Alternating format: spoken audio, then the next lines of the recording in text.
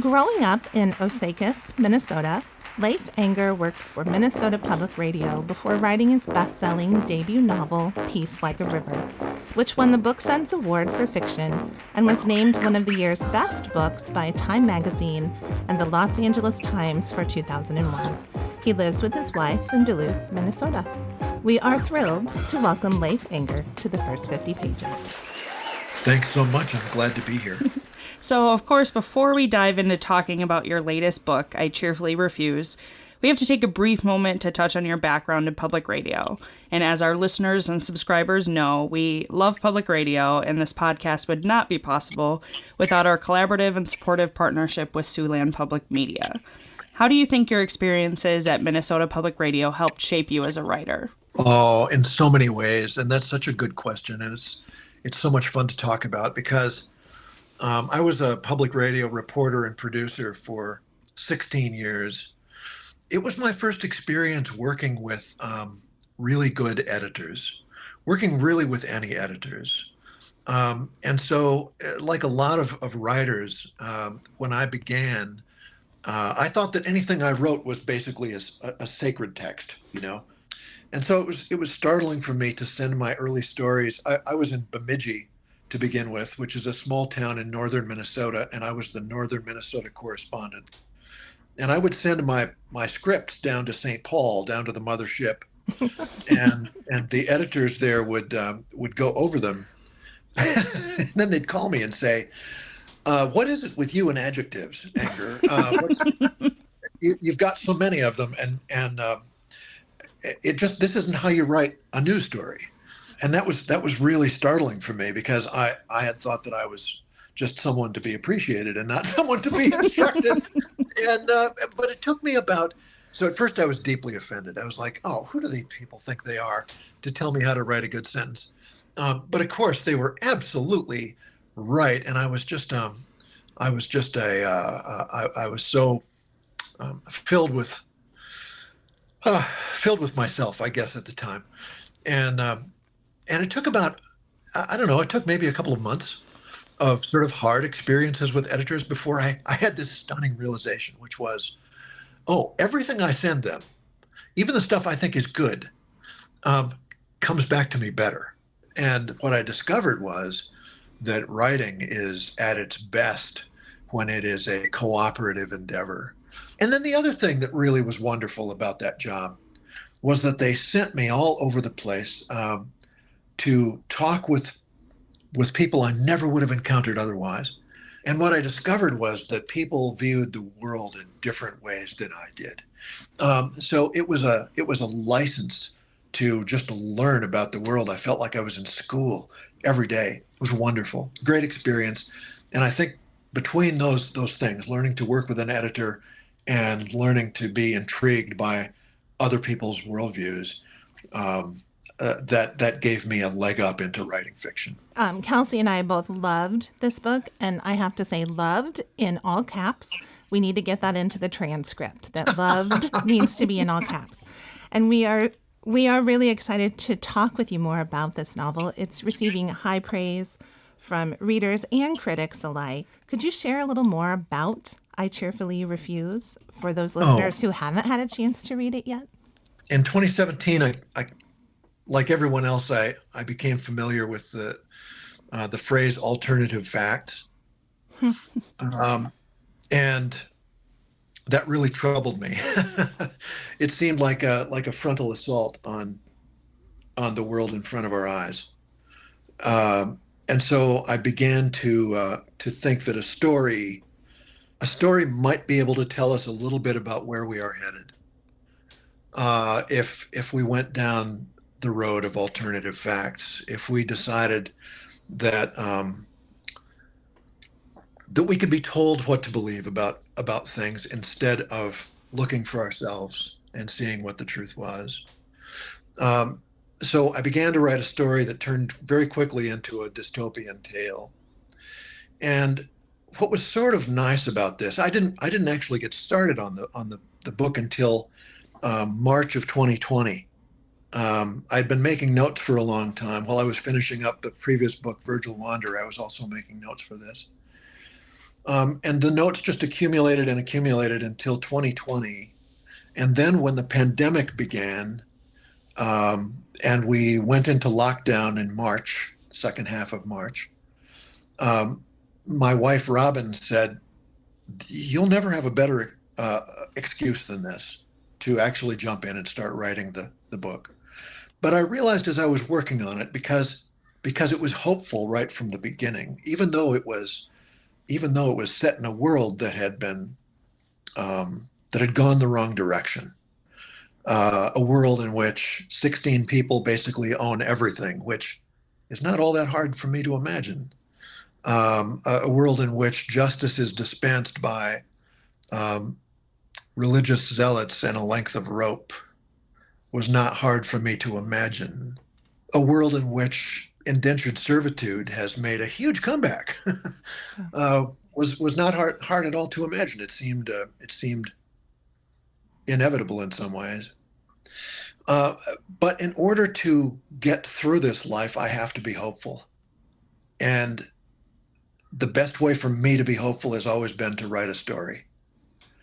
And so this voice, this narrative voice of Rainey, who tells our story, his voice was going to be important to me because I was going to be locked in a room with it for a couple of years. And I don't know about you, but if I'm reading a first person narrative, I better like that person. It's very true. And I found Rainey to be incredibly likable and easy to work with. And every day I would come in here to my office and I felt as if he was waiting for me. And he was a hopeful person, a bass player and house painter, a man who works with his hands and who plays music and who needs above all things beauty in his life.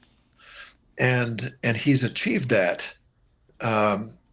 He has a happy life, even though things are pretty rough in that world.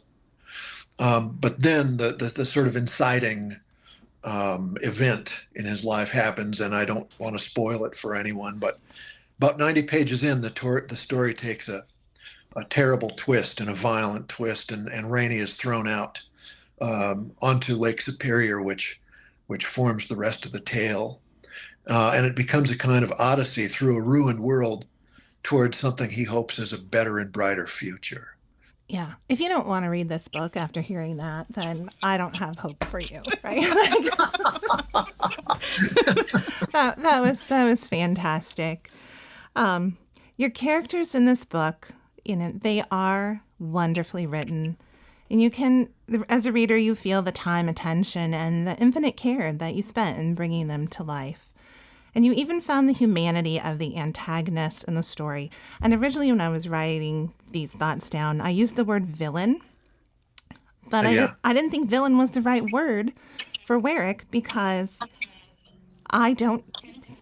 he is bad, but He's bad. He's the antagonist. I can't, not the villain. There are points that I liked about him because you help us to see the humanity in him. So yeah, I'm a sucker for a character-driven story, and this one was top-notch. Yeah, thank you. And Warwick, the villain or antagonist, you're right, that's a better word.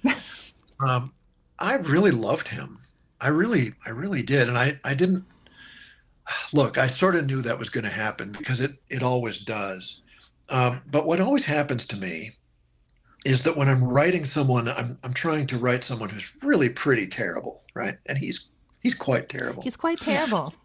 But as I got to know him a little bit, and just when I was kind of auditioning Warwick in my pages, this is a way I work. I write morning pages like Julia Cameron writes about in The Artist's Way, and one thing I do in the pages is I audition characters that I think might be useful in a story, and that just means I kind of interview them as if I were still a journalist, and I listen for their responses, and the longer that I wrote about Warwick in the morning pages, the more I came to like him.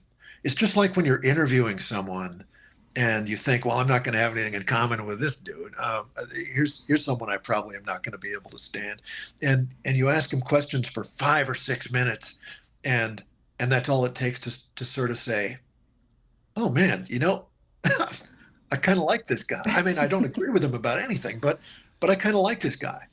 Or this person has something that that I need more of in my own life in some way, depending on who it is and what they're saying.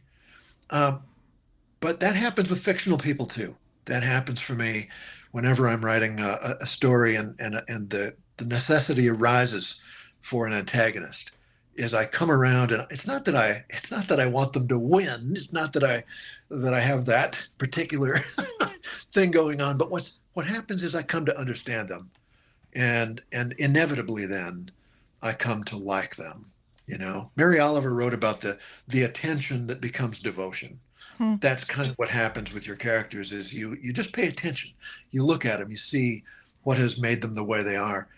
In Warwick's case, it was a decision that he made 42 years earlier to sacrifice sleep for revenge. I still don't know exactly what form that took, but it would really be fun to write about it and find out. So while reading, I was captivated by the lyrical phrases you titled each chapter with, and the brilliant way you just incorporated them into the text of that portion of the story. So I guess my question is, what motivated you to frame and write each chapter in this fashion? Or had you already written the text and pulled out your favorite phrases for the naming process? In some way, look, I learned a trick a long time ago from Cormac McCarthy's book, Blood Meridian. In that book, he does a really old-fashioned thing, and instead of having like one chapter title, there's a bunch of little phrases separated by ellipses. And it just gives you a hint of what's coming in this book. It's something they used to do in the 19th century with novels. Is it would just give you these little phrases like a vampire bat, and dot dot dot, a dark cave, and so he gives you this hint of what's coming. And so what I realized is that I don't know if he did this for himself or not, but what that did for me as a writer was it gave me a little clue as to how to write my way forward in a story. So at the beginning of every chapter, I would write a dozen phrases just so I knew where the chapter was going. And the phrases all then would crop up as I was working. And then I would take the most evocative or the most mellifluous, the best phrase from that bunch, and I would just take that and use it as the title. But all of those things, I mean, that was a really fun way to go. And I've done it for my last several books because it's such a helpful writing tool. It's like a little, I don't like to outline. I mean, I like to know that I've got 4 or 5 spins in the plot and I write towards those. But then chapter by chapter, it's very helpful. Instead of writing a 3-page outline for a 12-page chapter, just to write a dozen phrases at the top of a page and use that as a roadmap to get through the chapter. And I found that to be really helpful. And I think maybe it gives a sense of action and of, unfolding narrative. You don't want to get stalled. And that's a tool that helps me not to get stalled in a story. And as a reader, it pushes you forward. Like, right, you get to the end of a chapter and you read that line and you're like, well, I got to keep going. I have to know. I have to keep going. One more chapter. Yeah, momentum is everything. Yeah. So in an interview you did with Next Avenue, you mentioned that you're a reader first and tend to write the story you'd most want to settle in with for the evening. What kind of story is your favorite story to write? I like something with a good overarching plot. And kind of a simple plot. I don't like plots that are overly complicated because then I get lost and I start treading water, and sometimes I give up as a reader on the plot that is too complex. I really like a plot that's fairly simple that can be boiled down into a sentence or two. That's certainly the case with Cheerfully Refused. But I think that has to be mixed with a character-driven book as well. If a book is just all plot, and doesn't have someone that I can really root for, and um, uh, an antagonist that I also like reading about. I mentioned the Cormac McCarthy book, Blood Meridian. Part of what really drove me through that story as a reader was the character of the judge, who is probably not entirely human, and who is very mysterious and also absolutely gripping as a character. Um, the first that you see the judge, maybe I'm wrong about this. In my memory, I haven't read that book in a couple of decades, but when I read it, I remember that the first time I saw the judge, he's this character who appears, he's massive, he's naked, he's in the middle of the desert, and he's sitting cross-legged on the desert floor. And this this long sort of wagon train, not a wagon train, but a long line of sort of scalp hunters, terrible people, are moving through the desert, and they come across this naked figure, who is just like waiting for them, like he's always been there and he'll always be there. And I remember just being compelled by this character. Um, and this is the antagonist, and he is the reason I finished that book. He's the reason I kept reading. What is the judge going to say next? I adored him. And so I really want there to be characters that are just on the edge of reality, and sometimes are going in the opposite direction from reality. And then contrast those with characters that we all know that we maybe are, characters who are incredibly human. I want all of that. I want all of that. I want the story that is unputdownable, and I want the characters that I love. And moreover, I want a place, a sense of place, and it needs to be someplace I love so much I never want to leave. So Lake Superior is that for me.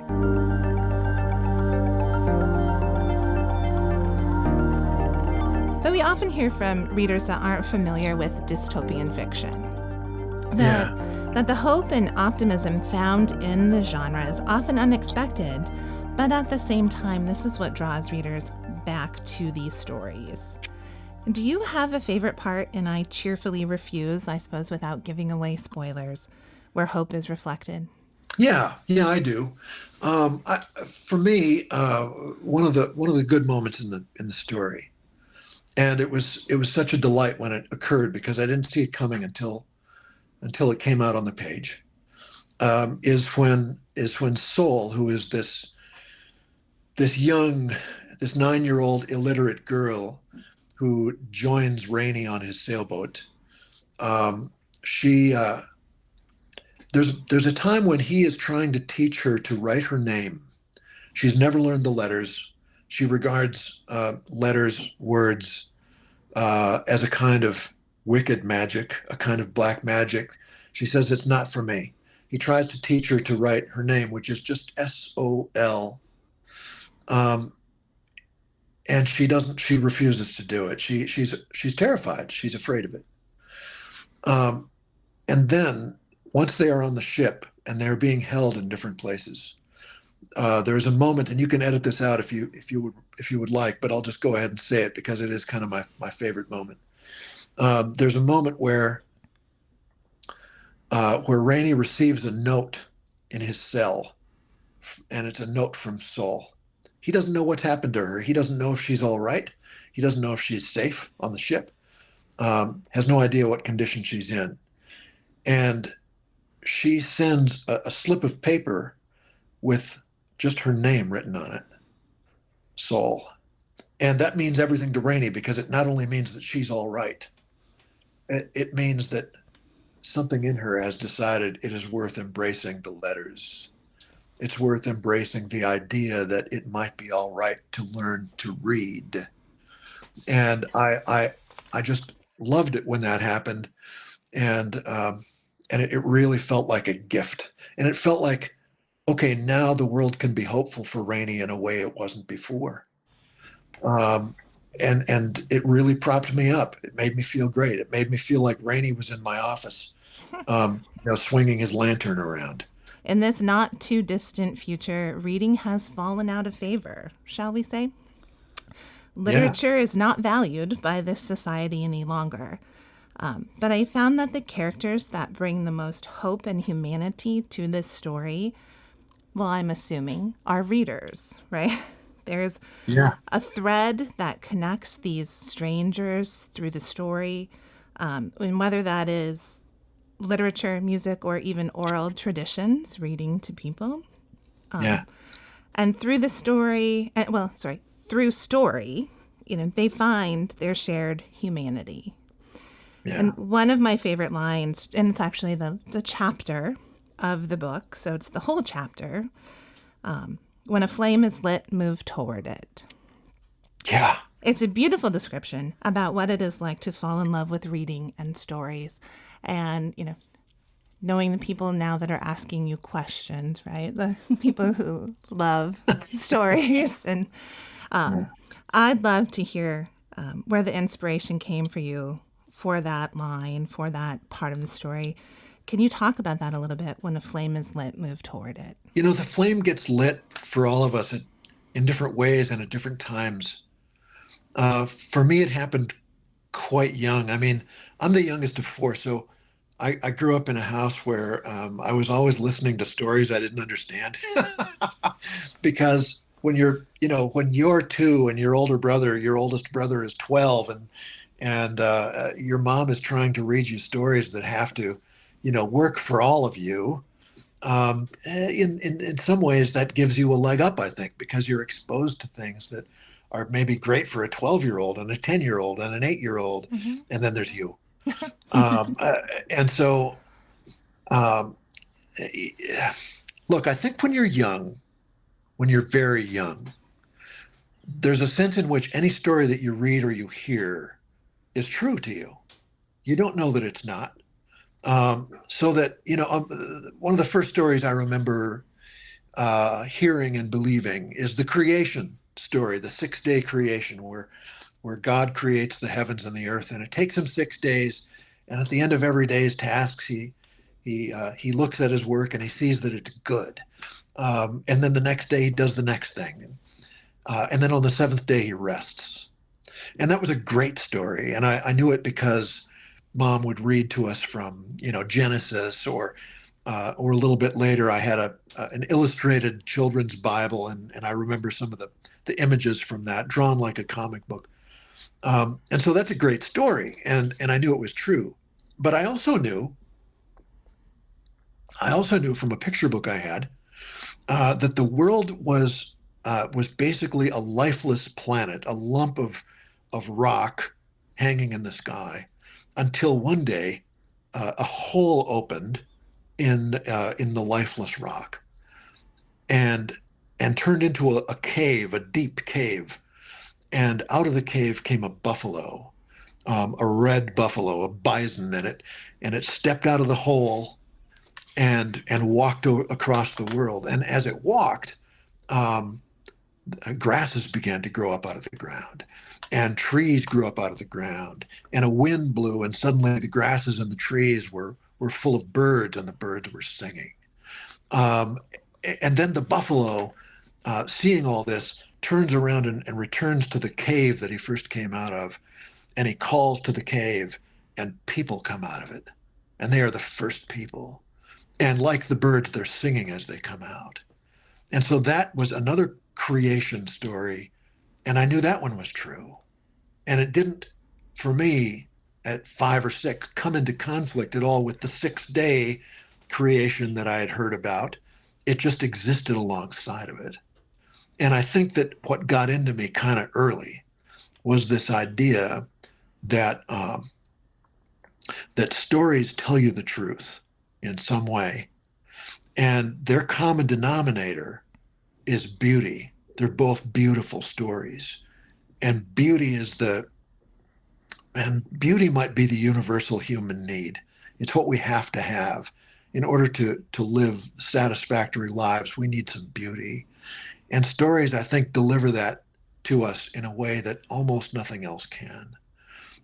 So a flame was lit before I can really remember. And what was really kind of lovely about writing about Rainey was that here's a guy in whom that flame was not lit until he was in his late 20s. And it wasn't lit from any kind of inner nobility. It was lit because he had fallen in love with the voice of a librarian that he couldn't even see at first. And he wanted to be able to have something to say to her, something to talk to her about.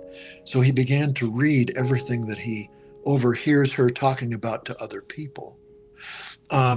And then the last thing he expects is what happens, and he falls in love with reading itself at the age of 28, and just begins to devour books as fast as he can go. It was so enjoyable to write about a man for whom that's the experience. That's how his flame gets lit, and he moves toward it, and he never stops. There is like a book within a book storyline at play in this novel with the coveted advanced reader copy Lark obtains of Molly Thorne's I Cheerfully Refuse. Yeah. And kind of that feels like that's part of her flame, that, you know, this is the author that like just does something for her. And like Lark, do you have an author that you feel that kind of a connection to? The author, actually, there are two or three, if I may. Sure. The very first one was certainly Kenneth Grahame, who wrote The Wind in the Willows. I remember that book specifically because my third grade teacher recommended it to me, and then later read it aloud to the class. And that story, what I remember is I had that Scholastic version, you know. Do you remember buying books in school, and they were, you know, they pass out a little catalog, and you'd put a check mark by the ones that you wanted to buy. I had the Scholastic paperback, and I remember bringing it home from school and carrying it into my room because I think I had been sent there, and reading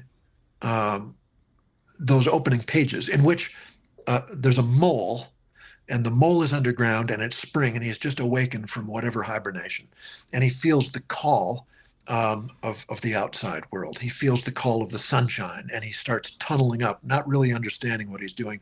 And the moment that his face breaks out into the sunlight, he's in the meadow, and there are grasses all around him, and there's a breeze in the grasses. And if he listens, he can hear the flowing of a river not far away. And then before he knows it, he is up, and he's running toward the river through the meadow. And I remember just at that point, I wasn't in my room anymore. I was just in the meadow, and there's the river. And then of course it's the water rat and the rowboat and the picnic. And honest to God, I mean, it just swept me away. And I read that book time and time and time again. I can't tell you how many times I read that story. And it worked every time. It was that book is like time travel. It's like a spell that is cast. And so that flame was really lit, and I was 8 years old, and that's a good time to have it lit. That's a really good time. Other authors who do that same thing for me to this day. Certain novels by Larry McMurtry, who wrote famously the Lonesome Dove series. And those are great stories, but the ones that really work even better for me of his are his Texas novels that take place in the 50s and 60s. All My Friends Are Going to Be Strangers, The Last Picture Show, Texasville. Some of those stories, his writing style is so conversational. It's so informal. It's first person. And it really just feels like you're having a conversation with the most interesting person you've met in a long time. And so there are times I just have to go back and read one of those books at least once a year in order to reconnect with that and get the flame lit again.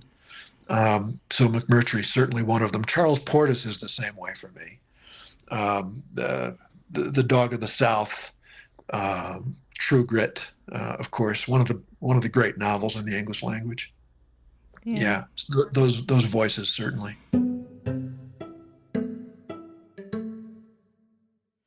At one point in the story, Rainey complains to Lark about the last pages of Don Quixote, and Lark defends the author by saying, "Sometimes no right ending can be found." Do you think that's true? And do you struggle when writing to find the right endings for your works? Oh, I always struggle with the ending. I do. Endings are hard. Um, I think it's the novel Get Shorty, the Elmore Leonard novel, where the last line of the book is, "Endings, man, they're harder than they look." But the endings are all important. I mean, you have to hit it, and they can't be necessarily um, the big dramatic splash that you might want. Sometimes they have to pull back. Sometimes they have to approach the edge of the cliff and then pull back with humility or with humor. Sometimes that's what you have to do. Most of the time, that's what I have to do. Is avoid melodrama if I can. We focus a lot on the power of stories here at the first 50 pages. And a conversation that Rady and Soul have towards the end of I Cheerfully Refuse really captures that, I think. It reads, "Words are one way we leave tracks in the world, Soul. Maybe one day you will write a book and people will read it, like I've been reading to you, and they will know that you were here and a little bit about what you were like. Years from now, what do you hope the tracks you've left in the world say about you and what you were like?" Oh goodness. Yeah, really just an easy question, to Yeah. wrap it up. Yeah. Yeah, that's a terrifying thing to contemplate. I hope that anybody who stumbles across one of my books in a garage sale in 40 years will read it and just get, if it takes them 10 hours to read, I hope that they feel elevated or they feel lifted or they feel happy for that 10 hours. I think that's all a book can really, really hope for, is to give someone a really pleasant experience, because then we remember those pleasant experiences and they reverberate out into our futures. Endings are hard, but you nailed that one. Yeah. Right. We have to thank you for your time today, Leif. It has been a joy and a pleasure to talk with you about this book. And I know it's one we keep handing out to everybody. We're like, you got to read it. It's part this, it's part that. You got to read this now. We get asked Thanks a so lot. much. Yeah, what are you reading? Have you read anything good lately? And I know this is on the top of our list to share with people now. Oh, that is really nice to hear. And one of the really unexpected benefits of writing books is that you get to meet people who like to read. Yeah. And there's just nothing more fun than talking to fellow readers. It's my favorite part of what happens outside of my little writing office here, is getting to talk to people about books and about what gets them going, what revs them up, what makes the engine turn. That's the most glorious part. So thank you for letting me come on your podcast. I appreciate it. Of course. Thank you. And we had to, interview a fellow garage sale enthusiast. As soon as you talked about that, you get sucked into stopping every time you see a canoe. I was like, that was my whole childhood, because I grew up just maybe a couple hours from Duluth in northern Wisconsin, and I was like, those are some of the best garage sales. So